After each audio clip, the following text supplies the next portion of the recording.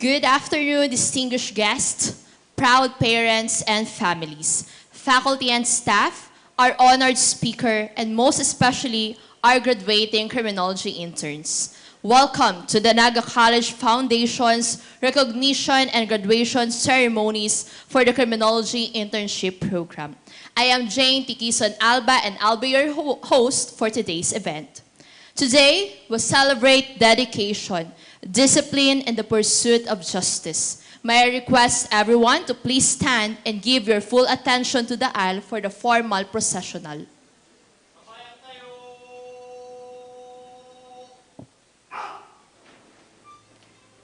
Ladies and gentlemen, the processional.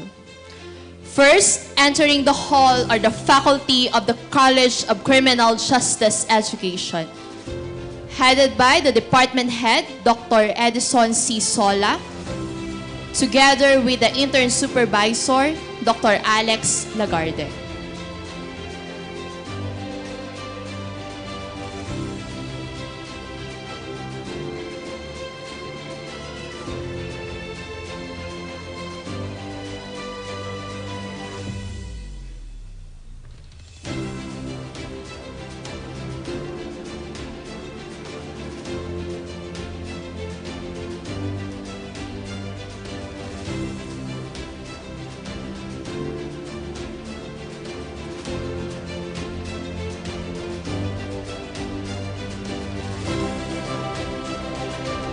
Following them are the partner agencies.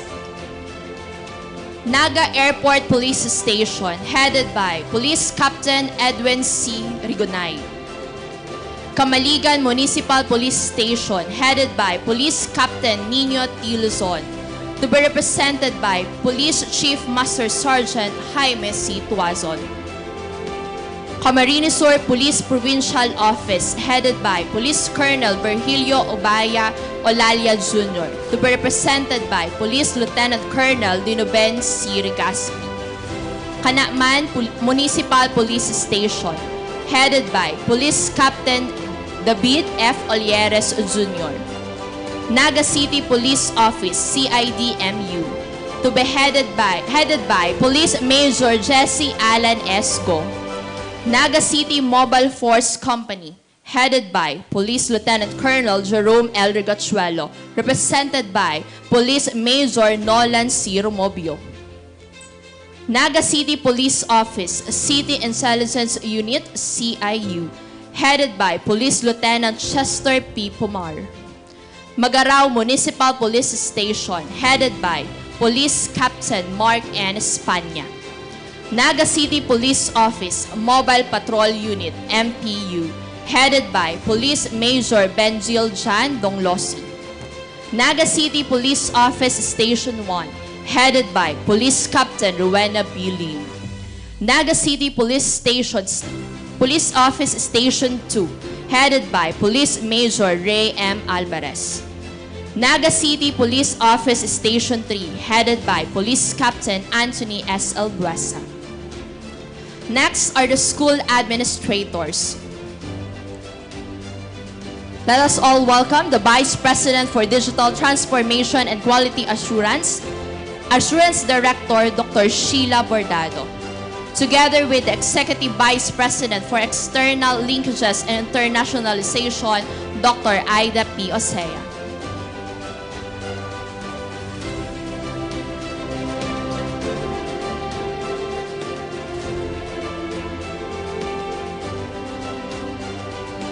Let us also welcome our keynote speaker for today's ceremony, Police Lieutenant Colonel Jerome L. Regachuelo, along with the Dean of College of Criminal Justice Education, Dr. Marilyn F. Balares.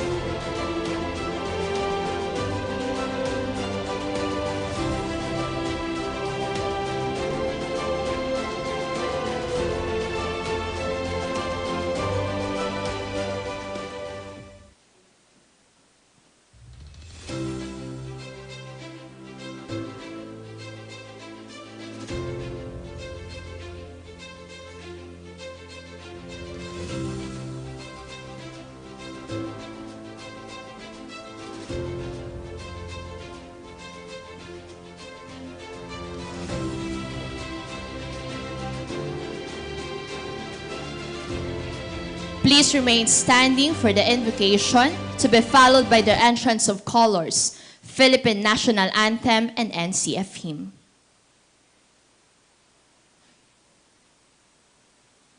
Ladies and gentlemen, the entrance of colors.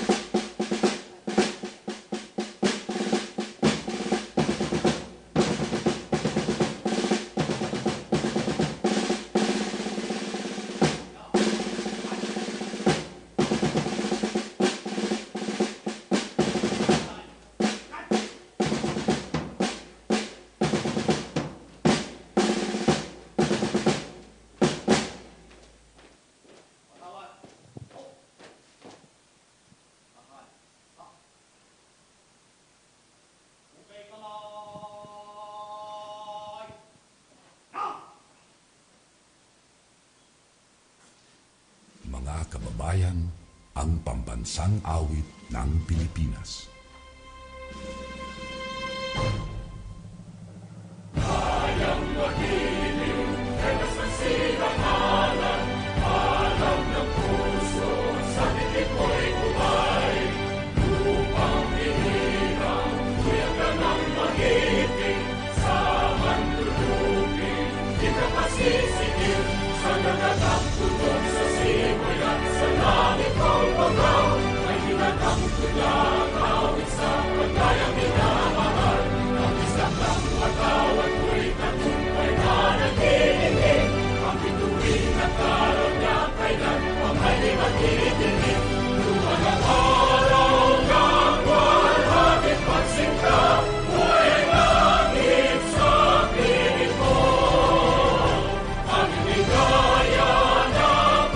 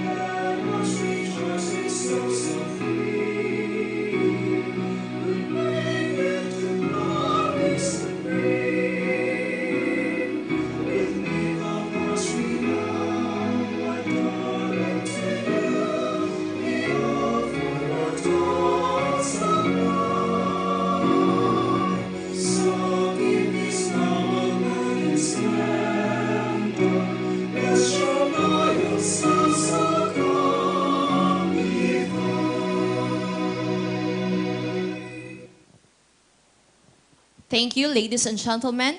Please be seated as we officially begin the rest of our program.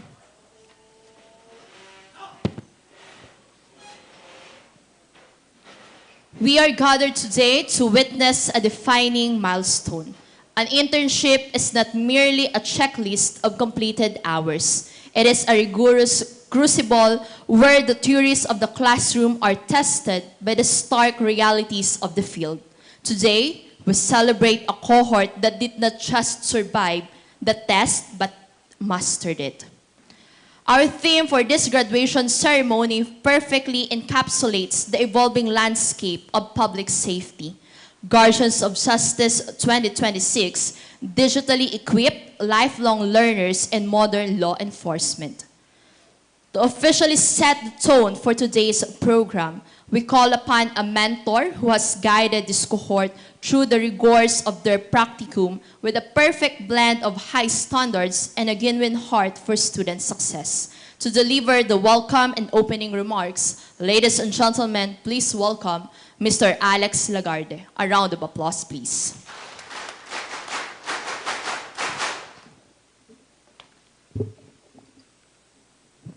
Maraming salamat.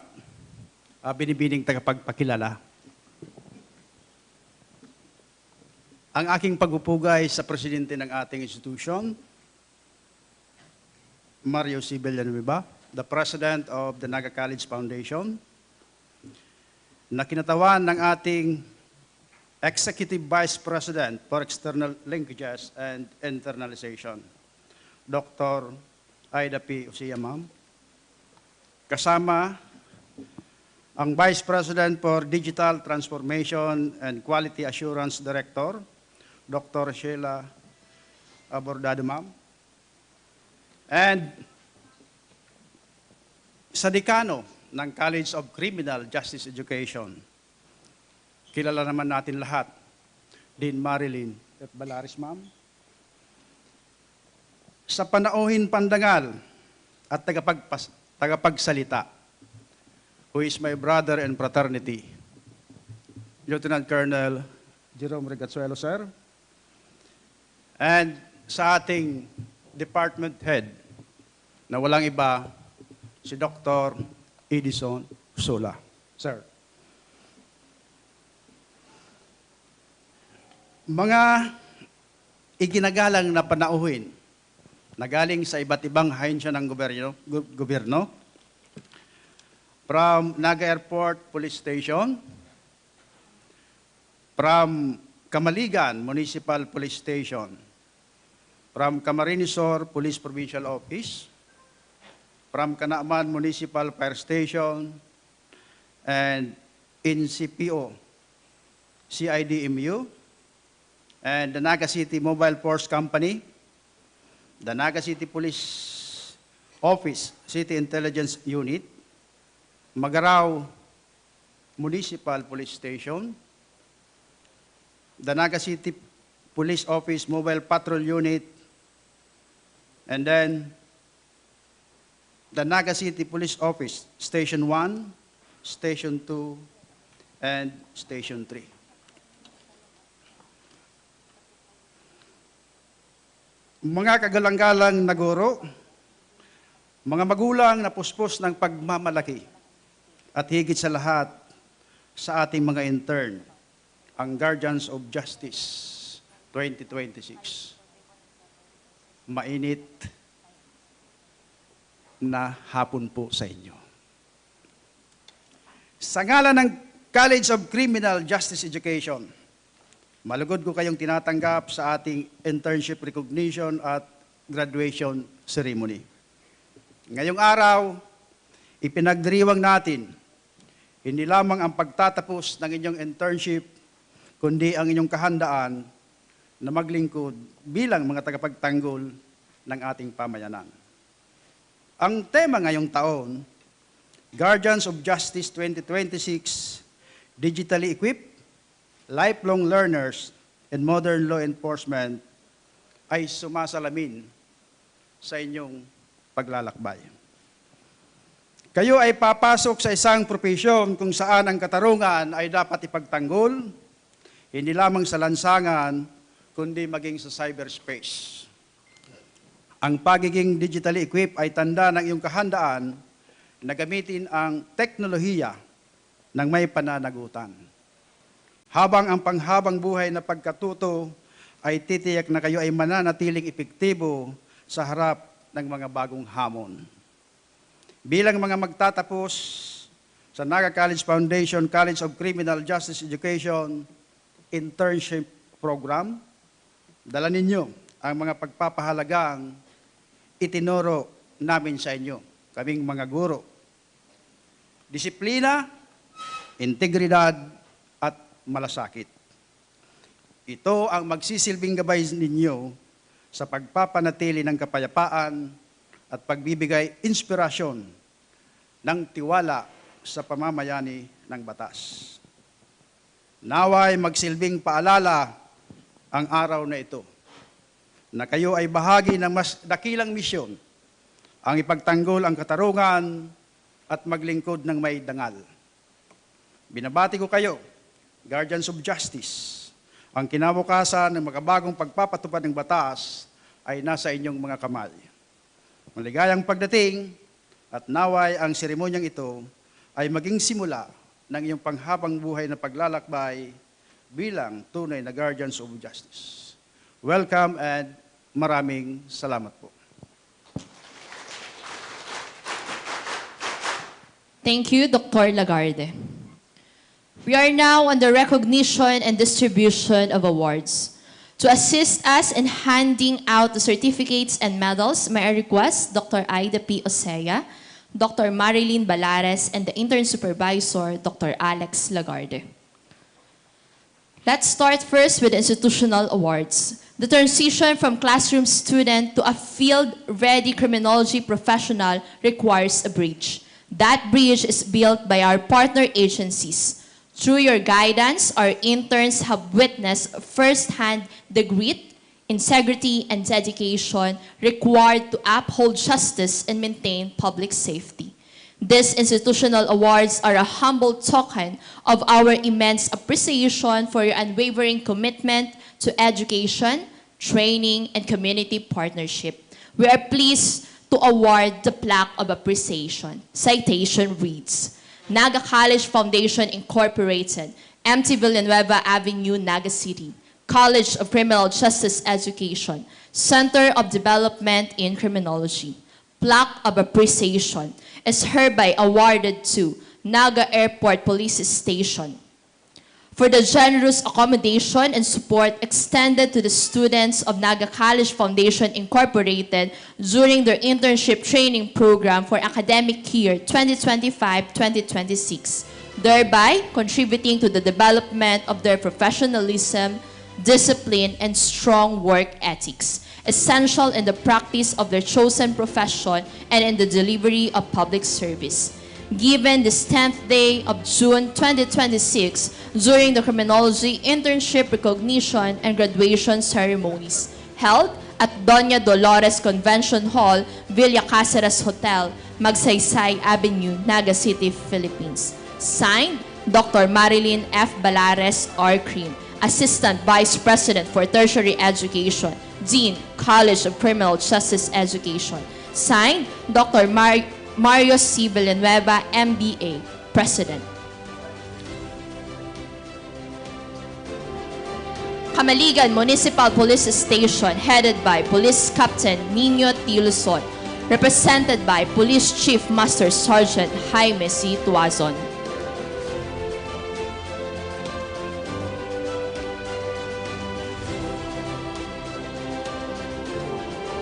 Camarines Sur Police Provincial Office, headed by Police Colonel Virgilio Obaya Olalia Jr., to be represented by Police Lieutenant Colonel Dinoben E. Regaspi.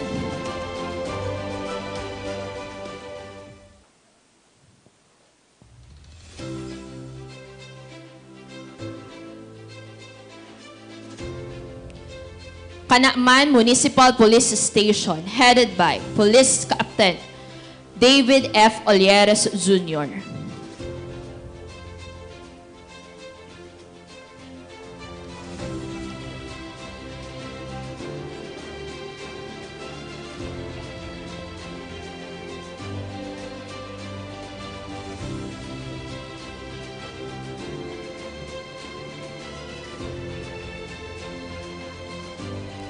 Naga City Police Office, CIDMU, headed by Police Major Jesse Alan Esco.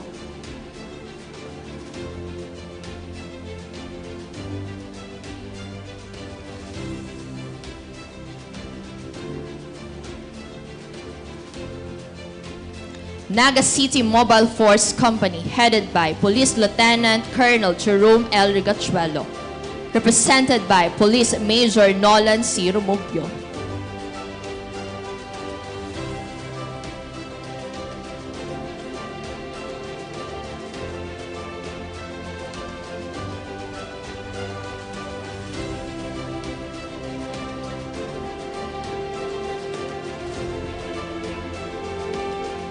Naga City Police Office, City Intelligence Unit, CIU, headed by Police Lieutenant Colonel Chester P. Pomar.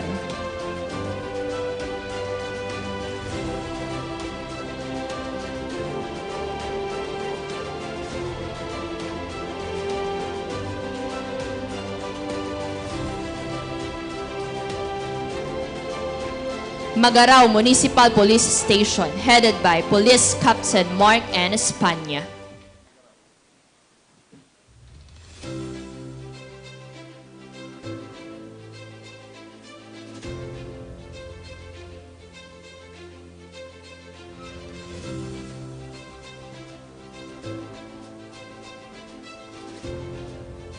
Naga City Police Office Mobile Patrol Unit, MPU, headed by Police Major Benjil Jan Danglosi.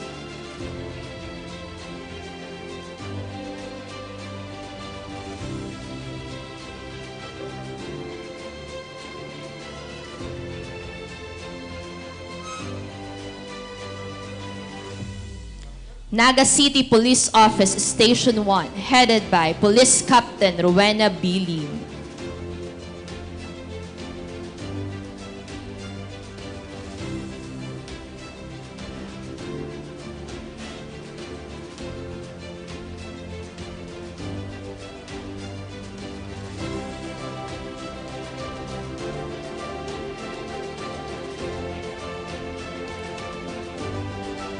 Naga City Police Office Station 2, headed by Police Major Ray M. Alvarez.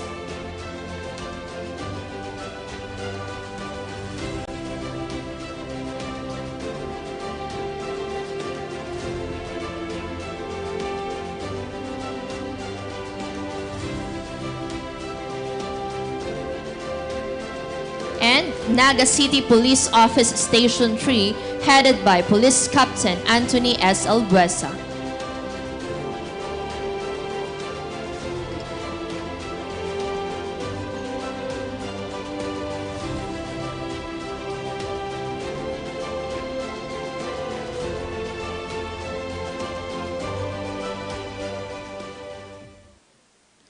We will also be recognizing students who have shown exceptional professionalism, competence, and work ethic during their on-the-job training. The awardees will be receiving a gold medal. Bautista Shireen, 98.338.